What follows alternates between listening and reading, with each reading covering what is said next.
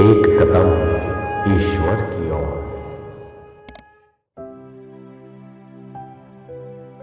निर्वाण प्रकरण पूर्वार्ध सर्ग 17वां। जीवन मुक्तों के उपयोगी गुणों से पूछे गए अर्थ का वर्णन कर पक्षियों का स्वामी भुषुंड पुनः उसी को सविस्तार कहने के लिए प्रवृत्त हुआ। यह वर्णन महाराज वशिष्ठ जी ने कहा, हे श्री राम जी। तदनंतर वह पक्षीराज भुषुंड वक्षमाण रीति से कहने लगा। वह अभीष्ट लाभ से न तो प्रसन्न होने वाला था और न क्रूरमति था। वह सभी अंगों से सुंदर और वर्षाकालीन मेघों के सदृश श्याम वर्ण था। उसके वचन स्नेहपूर्ण और गंभीर थे।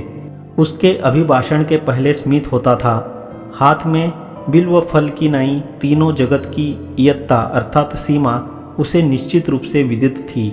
समस्त भोगों को उसने तिनके की तरह तुच्छ समझ रखा था। इच्छित विषयों की और लोगों की दौड़ धूप का फल एकमात्र संसार ही है, यह रहस्य उसने भली प्रकार जान लिया था। वह परापर ब्रह्म का ज्ञाता था। उसका महान आकार धीर और स्थिर था। उसने विश्रांति तो उस प्रकार धारण की थी जिस प्रकार मंथन के अनंतर मंदराचल के चले जाने के बाद क्षीर समुद्र ने धारण की थी। उसका मन मनोरथों से परिपूर्ण था और विशुद्ध था। बाहर से उसकी चारों ओर से बुद्धि में विश्रांति थी। वह शांत था, भीतर से परमानंद परिपूर्ण था। उसे संसार में जन्मधारी जीवों के आविर्भाव और तिरोभाव में हेतुभूत माया तत्व और आत्म तत्व का भली प्रकार ज्ञान था। प्रिय और मधुर सुनने योग्य वीणा गान की नई मनोहर उसके वाक्य थे।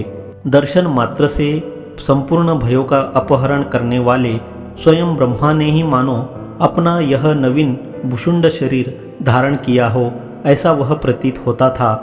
अतएव वह स्वाभाविक आनंद से युक्त और प्रश्नों का उत्तर देने के लिए किए गए उद्योग युक्त मुख के कारण अत्यंत सुंदर लगता था।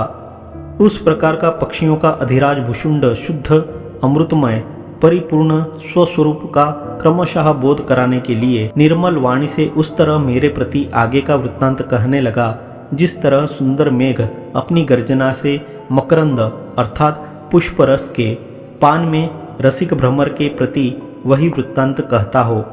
तात्पर्य यह हुआ कि पहले से ही प्रबुद्ध ब्रह्मानंद में रसिक मेरे प्रति भुषुंड की उक्ति अनुवाद मात्र थी, न कि उपदेश।